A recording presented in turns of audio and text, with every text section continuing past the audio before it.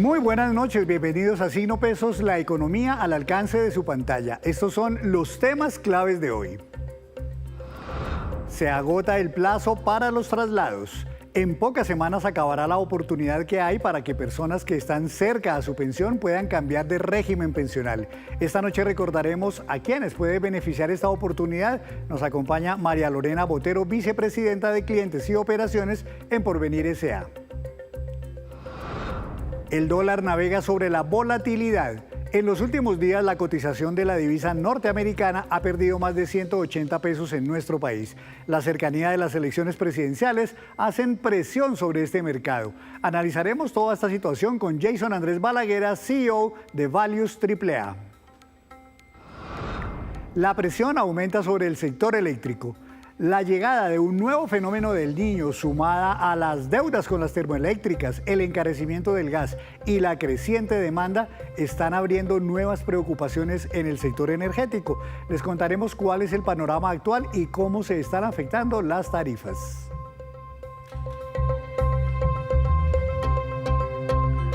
Comenzamos esta emisión de Signo Pesos hablando de una oportunidad que brindó la reforma pensional y que está a punto de vencerse. Hablamos de los traslados de régimen pensional y quiero saludar a la doctora María Lorena Botero, vicepresidenta de Clientes y Operaciones en Porvenir S.A. Doctora, buenas noches, bienvenida a Signo Pesos.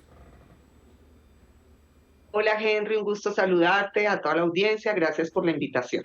Bueno, esta oportunidad de trasladarse de régimen pensional se abrió con la reforma pensional, pero está delimitado a un grupo de personas. Recordemos en primer lugar, quiénes son las que tienen esa oportunidad, que antes, valga decirlo, antes de la reforma pensional, no la tenían tan fácil. De acuerdo, Henry, y solo para recapitular y ubicar a las personas que nos están viendo y nos están siguiendo. La ley, cuando sale la ley 797, que fue la posterior a la ley 100, prohibió el traslado de régimen pensional para las personas que estaban a menos de 10 años de la edad de pensión. Entonces, si una mujer tenía 47 años o más, un hombre tenía 52 años o más, no podía cambiarse de régimen pensional, se tenía que quedar donde estaba, en un fondo privado o en el fondo público, que es el que administra Colpensiones. Eso decía la ley 797. Sale la reforma pensional, la ley 2381, y lo que hace la ley es habilitar la oportunidad de traslado. Eso se llama, la gente lo conoce más usualmente como una ventana pensional, y es para que ese grupo de personas, un grupo de personas que ya vamos a precisar, pueda acogerse a esa oportunidad de traslado y volver a revisar el régimen conveniente que le toque a cada uno. Y aquí hay un tema bien importante para aclarar antes de irnos a qué población es. Esto es de doble vía. Personas que les conviene estar en el régimen público y hoy están en el privado para irse, o personas que están en el público y les puede convenir venirse al privado. Es de doble vía. Entonces vamos a delimitar el grupo que esas personas, las condiciones para que esas personas puedan hacer la oportunidad de traslado. Hombres con 52 años o más, mujeres con 47 años o más. Los hombres deben tener cotizadas por lo menos 900 semanas al Sistema General de Pensiones. Entonces ya van dos condiciones, 52 años o más para un hombre y 900 semanas cotizadas al Sistema General de Pensiones. Y las mujeres son 47 años de edad o más y 750 semanas cotizadas al Sistema General de Pensiones. Si un hombre o una mujer cumple con ese número de semanas y esa edad, puede acogerse a la oportunidad de traslado. Henry, ¿qué es lo más importante que necesitamos que la gente lo entienda? Se acaba esa posibilidad el 16 de junio. O sea, estamos a 3 semanas de que se acabe la oportunidad de traslado. El 16 de junio es el día máximo plazo para que la gente acoja la oportunidad de traslado. Antes de hablar de cómo acogerse a esta opción, doctora, recordemos una cosa que tiene que ver con el contexto. Mucha gente, antes de la reforma pensional que abrió esta oportunidad, se daba cuenta cuando ya estaba cerca de su pensión que estaba en Colpensiones y le convenía realmente estar mejor en un fondo privado de pensiones para pensionarse. O al contrario, estaban en un fondo privado de pensiones y se dieron cuenta tarde que les convenía más estar en Colpensiones. Para hacer el traslado, que lo prohibía la ley, les tocaba a punta de demandas, algunos lo lograron. Lo que hizo la reforma pensional entonces fue abrir la oportunidad por las buenas para todas las personas que quisieran hacer ese último traslado. ¿Es así? De acuerdo, Henry, es así. Y un tema adicional.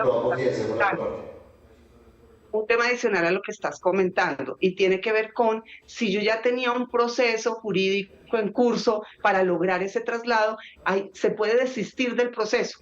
Se desiste del proceso jurídico, se hace la oportunidad de traslado y más bien hago la oportunidad de traslado y desisto del proceso jurídico, pues porque ya no hay objeto de esa demanda. Ya la ley habilitó el traslado a Colpensiones o a la AFP, depende de donde se quiera mover, sin tener que hacer ningún trámite jurídico para poderlo lograr. Entonces las personas pueden hacerlo vía oportunidad y no con proceso jurídico. Eso que estás diciendo es perfectamente válido. Ahora sí hablemos entonces de cómo aprovechar la oportunidad. Lo que usted deja muy claro y tiene toda la razón es que a mediados de junio, 16 de junio, ya termina esta oportunidad por ley y ya después no habrá oportunidad de lograr ese traslado.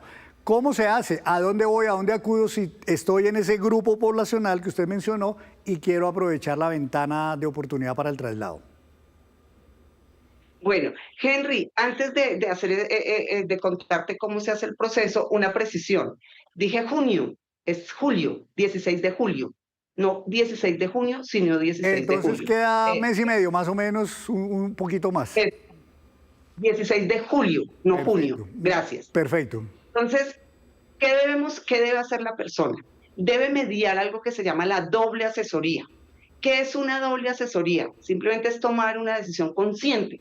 Y para tomar esa decisión consciente, yo tengo que comunicarme con la AFP donde estoy afiliado, si estoy en una AFP, y comunicarme con Colpensiones, que es a donde me quiero trasladar.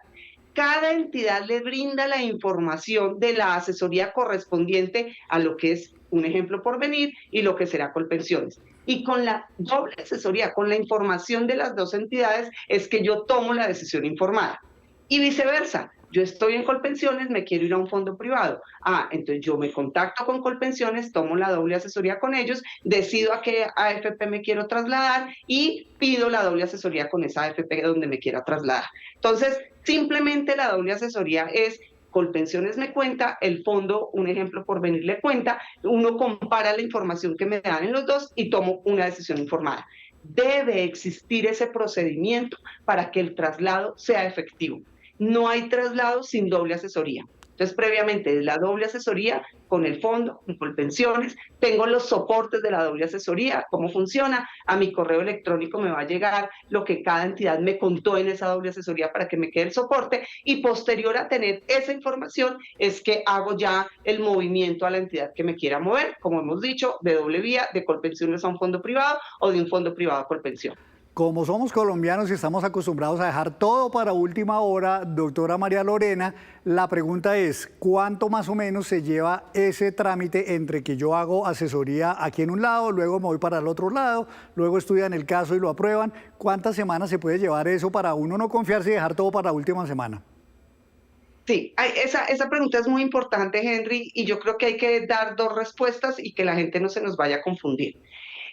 La ley considera que yo lo puedo hacer hasta el 16 de julio. O sea, el 16 de julio yo hago la doble asesoría y el traslado se va a demorar 2 meses después. Pero el gobierno nacional consideró que mi plazo máximo es tener las dos dobles asesorías el 16 de julio, así posterior sea el traslado. ¿Listo? Entonces lo importante es la doble asesoría. Sin embargo, es mejor hacerlo con anticipación, por lo menos una semana antes. No importa cuánto se demore el proceso después, porque un traslado de régimen no se demora menos de 2 meses. O sea, por ley está estipulado que en 2 meses yo ya estoy en la entidad que corresponda, pero la precisión que se hace en el gobierno nacional es no, hasta el 16 de julio la persona puede solicitar esa doble asesoría y ya después viene el trámite operativo del traslado. Pero hacerlo mejor antes, pues, y hay un tema bien importante, tanto las AFPs como Colpensiones tienen medios disponibles para hacerlo inmediatamente. Voy a hablar particularmente de Porvenir, pues que es la entidad que represento, lo pueden hacer por WhatsApp, inmediatamente le llega la doble asesoría para quien tenga los datos actualizados, lo puede hacer por la línea de servicio al cliente. Entonces es un tema que no tengo que pedir una cita para que me den la doble asesoría, no. Y todas las entidades, tanto las otras AFPs como Colpensiones, lo tenemos prácticamente en línea, pensando en la prioridad que tenemos hasta el 16 de julio. Y para complementar esto que estoy diciendo y dejamos los colombianos todo para última hora, nosotros llevamos trabajando esto hace 2 años. En el 2024 sale la reforma pensional, en el 2026 es que se cumple el plazo del 16 de julio y llevamos 2 años invitando a las personas que cumplen la condición de edad y semanas para que tomen la doble asesoría y de verdad que la respuesta de la gente es muy, muy baja. Entonces sí necesitamos que la gente entienda e interioriza que ya el plazo se nos acaba el mes y medio, 16 de julio, y que hay que hacerlo lo antes posible. Pues sobre eso último que usted dice, entiendo que la cifra de traslados efectivos no llega tal vez a 200.000 y el potencial es como de 1 millón más o menos. A ver, digamos, voy a hablar primero de Porvenir y ya les hablo de la industria. Porvenir tiene identificados más o menos 240.000 afiliados que cumplían la condición de que pueden hacer uso de la oportunidad de traslado. De Porvenir solo se han trasladado 65.000 afiliados. Y todavía nos falta, pues si teníamos 240.000 y se nos han trasladado 60.000, todavía tenemos mucho pendiente por recorrer. Sin embargo, nosotros particularmente hicimos una simulación a quién le convendría pasarse a Colpensiones porque tiene una mejor pensión. Y tenemos 20.000 afiliados que estamos buscando por todas partes para que tomen la doble asesoría y se den cuenta de esa situación. Ha sido muy difícil que la gente, inclusive los contactamos, pero no toman la doble asesoría. Entonces uno se cuestiona y dice, pero ¿por qué no lo hacemos si tenemos la información? Eso es Porvenir. La industria, nosotros somos el 50% de la industria, entonces por eso me queda fácil sacar las cifras rápidamente. En la industria se estaban hablando más o menos de unos 500.000 afiliados que podrían hacer uso de la oportunidad de traslado y como bien lo dice la industria, solo se han trasladado 130.000 afiliados de la industria. Entonces yo creo que pues todavía falta mucha gente, también habrá gente que está en Colpensiones y también debería revisar si le conviene trasladarse a un fondo privado para que lo haga. De eso la cifra es muy bajita. Se había hecho una proyección que le podía convenir de Colpensiones a un fondo privado unas 200.000 personas. ¿Sabe cuántos se han trasladado en la industria? Se han trasladado 6.000. De los 6.000 se han trasladado 4.000 a Porvenir. O sea, yo digo, una población de 200.000 y solo 6.000 se han trasladado a la industria y de esos 6.000, 4.000 a Porvenir. Esas son las cifras que tenemos ahí. Entonces, pues el tiempo se acaba y el 16 de julio es la fecha máxima para tener las dos dobles asesorías y posteriormente tomar la decisión del traslado si así lo quieren. Pero los invitamos a que lo hagan mucho antes de esta fecha. Pues doctora María Lorena, ahí sí valga invocar un lema por ahí de un circo, después no digas que no te avisamos. Ahí están las fechas, están las condiciones, todo es muy fácil, lo único que falta es que la gente de verdad no deje todo para última hora porque después de pronto se van a arrepentir o van a lamentarlo muchas de esas personas. Doctora María Lorena, muchas gracias por estar aquí en Signo Pesos con este tema tan clave para muchos colombianos.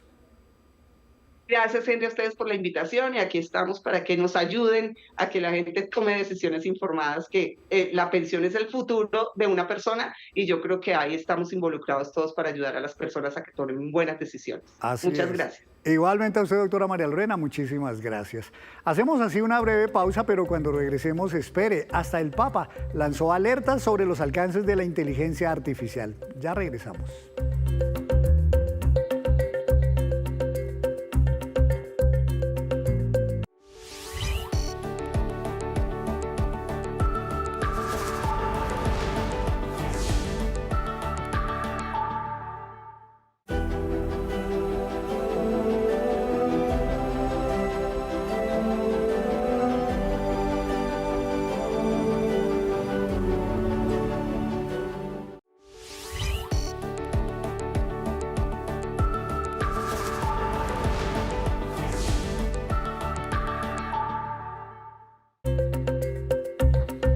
Gracias por mantenerse conectado con Signo Pesos. El dólar ha estado sometido a días de volatilidad. En las últimas jornadas acumula una caída de 180 pesos aproximadamente. Saludo al doctor Jason Andrés Balaguera, CEO de Values AAA, banca de inversiones en Bogotá y en Estados Unidos. Doctor Balaguera, buenas noches, bienvenido a Signo Pesos. Buenas noches, estimado Henry, un gusto saludarte. El dólar se cotiza hoy aproximadamente a unos 3.635 pesos, creo que ha caído como unos 180 pesos en las últimas jornadas. ¿Es normal una caída de estas o se refleja efectivamente este problema, digamos, de la volatilidad que ejerce una etapa como la que estamos viviendo en Colombia, que es la de una cercanía a las votaciones para elegir nuevo presidente? Bueno, efectivamente esta es una volatilidad que se da anterior a que se dé este proceso de elecciones. Básicamente recordemos que en el año 2022 también cuando se eligió el presidente Gustavo Petro, se presentó una volatilidad similar donde el dólar pasó alrededor de los 3.650 a superar los 4.000, 5.000. Y esto va muy acorde también a lo que pueda pasar con las encuestas. Digamos que lo que muchos analistas hoy asociamos es que gran parte de los movimientos que ha tenido la jornada hoy de cotización del dólar se debe a las encuestas que han salido en los últimos días por parte de las encuestadoras. Entonces, este fenómeno, a pesar de que tiene un impacto de petróleo, de política fiscal, de otras variables generales macroeconómicas, pues gran parte de este proceso también corresponde a las elecciones. Al final de cuentas, doctor, y de acuerdo con el análisis que de pronto ustedes hacen sobre esas encuestas, es que si está bajando el dólar es porque los mercados están teniendo algo de confianza en que de pronto quien empiece a regir los destinos del país sea alguien, digamos, que apoya a los mercados financieros y demás. Efectivamente, digamos que el mercado, más allá de un tema como político, una preferencia de pronto como tal por un candidato, el mercado siempre va a reaccionar a las políticas que los candidatos tienen, sea de pro empresa o más pro social.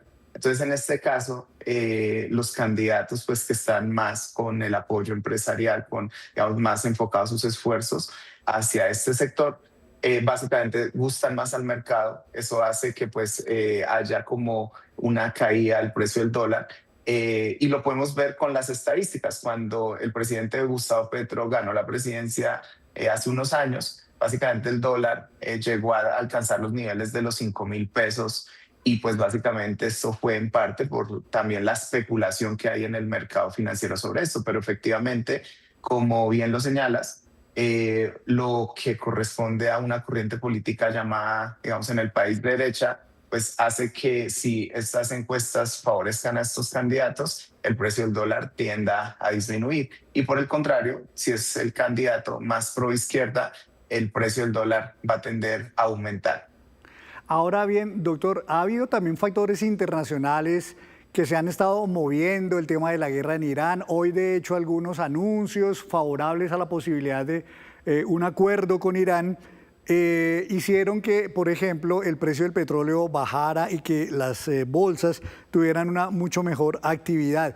En alguna medida pesan también en Colombia, en el precio de la divisa norteamericana, estos factores internacionales. El precio del petróleo efectivamente impacta a nivel mundial todas las bolsas, ya que cuando, digamos, en los mercados de commodities, que es donde está el petróleo, empieza a haber como una certidumbre por lo que anunció el presidente Donald Trump, esto hace que se refleje en el mercado de las acciones, es decir, que las empresas empiezan a tener un mejor comportamiento a nivel mundial en todos los mercados.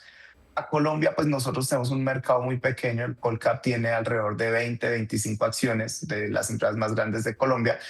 No es de pronto tan desarrollado como en otros países como Estados Unidos, Europa, además, pero el impacto que sí tiene estos factores internacionales es directamente en los ingresos que tiene como tal Ecopetrol, ya que pues dependiendo del precio del petróleo, pues se hacen unas proyecciones de las utilidades de Ecopetrol y recordemos que después de Nutresa es la segunda empresa más grande del país. Volvamos al tema de las encuestas, doctor, porque también las encuestas dejan la sensación de que muy posiblemente nadie va a ganar en primera vuelta, sino que nos vamos a ir a una segunda vuelta con los dos candidatos que hayan o que obtengan una mayor votación. Eso podría hacernos pensar que la próxima semana, cuando ya haya pasado esta primera vuelta, va a haber todavía más volatilidad, más altos y bajos en el mercado del dólar en Colombia, por ejemplo. Efectivamente, y esto es fácil de predecir porque lo vivimos con las elecciones en segunda vuelta cuando quedó el candidato, el presidente hoy Gustavo Petro y el candidato Rodolfo Hernández.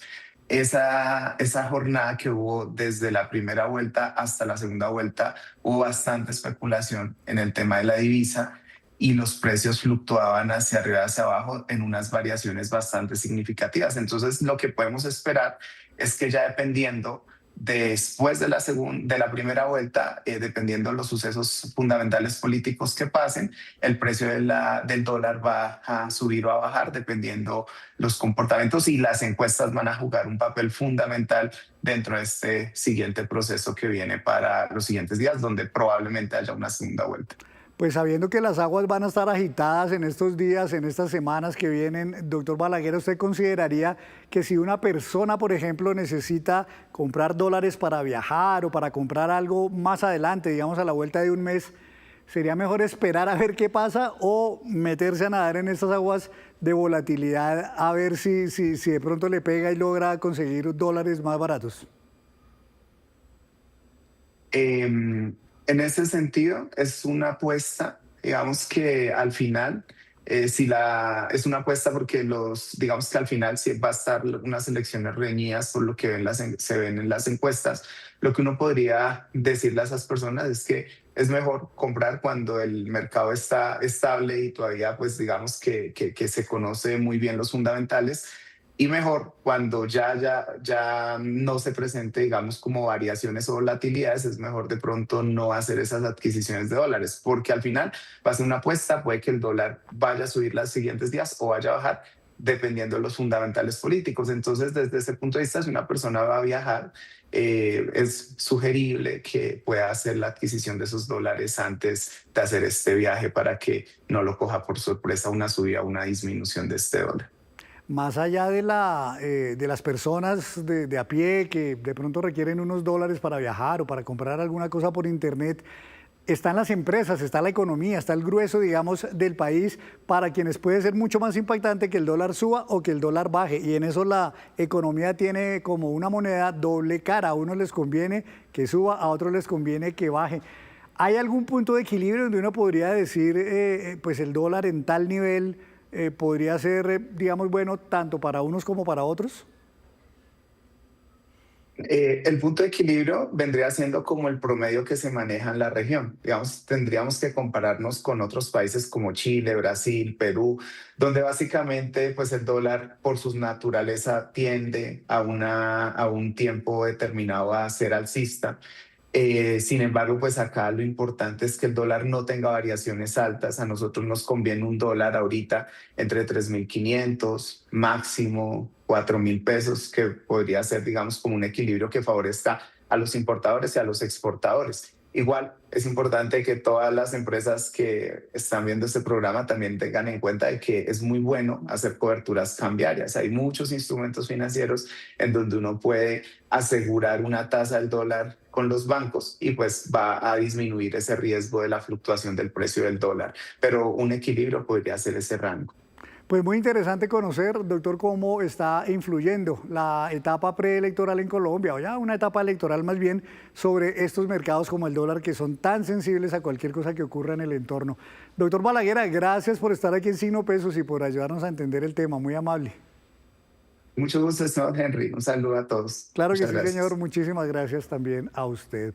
Cambiamos de tema y ahora les hablamos de los embalses del país, porque aunque sus niveles han mejorado levemente, los precios de la electricidad en la bolsa de energía siguen registrando importantes incrementos. Hablamos con Alejandro Castañeda, presidente de ANDEG, sobre las preocupaciones y las propuestas que tienen en medio de la difícil coyuntura. Por fortuna, los embalses del país han mejorado levemente sus niveles de reservas útiles para generar electricidad. Hoy están en 66,3% de su capacidad máxima. En las zonas de los embalses, las lluvias están aportando 72% de lo normal para esta época. Sin embargo, no todo es color de rosa, pues está creciendo el déficit de energía disponible para atender el 100% de la demanda. Ese déficit es más o menos del 2,6%. Las plantas térmicas de generación están cobrando protagonismo. Ya la cuarta parte de toda la energía la generan estas centrales, que funcionan con gas, carbón o combustibles líquidos, generalmente más costosos que el agua. Eso está presionando el precio diario de la energía en bolsa. En un mes, el precio de cada kilovatio bajó a 182 pesos, pero ahora se está transando a precios de hasta 840 pesos. La semana pasada cerró en 562 pesos. Es decir, si yo tengo una factura que vale 100.000 pesos, me puede estar pasando el mes siguiente a 103.000 pesos, 105.000 pesos. El fenómeno del Niño empezará a sentirse con fuerza en septiembre y octubre y se extenderá hasta abril del próximo año. Por eso los generadores de energía piden 4 medidas urgentes. La primera, que les paguen las deudas, ya que no tienen dinero para operar sus plantas, justo ahora en que van a tener que responder por la mitad de la energía que necesita el país. La empresa Aire les debe 2.2 billones de pesos y el gobierno, por subsidios de energía, otros 2.2 billones de pesos. El sector está entrando en una posición débil para enfrentar un fenómeno tan complejo como el fenómeno del Niño. Entonces, lo primero, hay que pagar las deudas. La segunda medida es que los colombianos empiecen a racionalizar el consumo de energía, pese a la ola de calor que se irá volviendo más intensa. Entonces, hay que hacer que los usuarios consuman menos, pero hay que darles un incentivo económico. ¿Qué significa esto? Pagarle a los usuarios para consumir menos. La tercera medida es que los industriales que tienen sistemas de generación eléctrica y poseen excedentes vendan esa energía al resto del país. Y por último, piden acelerar los proyectos de energía solar que en algo ayudarán a esta coyuntura, pero registran demoras para empezar su operación. Y la inteligencia artificial sigue dando de qué hablar, incluso en el Vaticano. El Papa León XIV presentó la primera encíclica de su pontificado, una alerta sobre la inteligencia artificial y el riesgo de deshumanización. Y es que los alcances son asombrosos, pero también imprevisibles. La inteligencia artificial está causando desconcierto en el mundo. ¿Qué es lo bueno y qué es lo malo de este poderoso desarrollo tecnológico? Aquí les contamos. La inteligencia artificial avanza a una velocidad que el mundo nunca había visto. Hoy es capaz de crear, responder, diagnosticar, escribir, hablar y hasta tomar decisiones en segundos. Para muchos, representa una revolución que podría mejorar la vida de millones de personas, pero para otros también es una herramienta que podría desplazar el pensamiento humano, manipular la información y cambiar la manera en que nos relacionamos con la realidad. Es mucho lo que la IA puede hacer al servicio, la expresión que ustedes usaron es muy buena, de gente que sabe lo que va a hacer con ella. Pero el problema es cuando se permite que se deforme esa relación y la gente ponga la inteligencia artificial a hacer las cosas, a escribir, a analizar, a extraer, porque a la hora de la verdad le quitamos el sentido a las cosas. Pero, ¿cuáles son las dos caras de la inteligencia artificial? La inteligencia artificial, que no es nueva, lo que es nuevo es la democratización en el acceso a estas tecnologías, está dado en que puede ayudar a hacer más ágiles muchas tareas que son rutinarias. Y así podríamos verlo en términos de aportar conocimientos en muchas disciplinas, en muchos campos. Los expertos advierten que el verdadero debate no es la tecnología en sí, sino el uso que los seres humanos decidan darle. La concepción que tengamos nosotros del uso de la inteligencia artificial. La tecnología per se no es negativa. ¿Pero qué es negativo? Que nosotros, por ejemplo, menores de edad, estudiantes, consideren que la inteligencia artificial va a reemplazar el ejercicio de pensar, de analizar. Por eso mismo hay recomendaciones claras para el uso de esta herramienta y sacarle todo el provecho. Y que en ese sentido nos corresponde desde las instituciones, pero también desde lo individual, empezar a mirar cómo la mantenemos bajo control. No debemos renunciar a la tarea de pensar, a la tarea de imaginar, que son realmente condiciones muy humanas. Cada uno de nosotros es el piloto. Eso quiere decir que somos responsables de los resultados. Al final, la inteligencia artificial no definirá el futuro de la humanidad, definirá la manera en que la humanidad decida usarla. Y antes de despedirnos, los dejo con este dato. El siguiente es el top 5 de los países que más exportación de alimentos realizan anualmente. Primero, Estados Unidos. Segundo, Brasil. Tercero, China. Cuarto, Canadá. Y quinto lugar, México. Así terminamos por hoy. Los esperamos mañana con una nueva emisión y toda la información económica que usted necesita saber. Esto es Signo Pesos, la economía al alcance de su pantalla. Feliz noche para todos.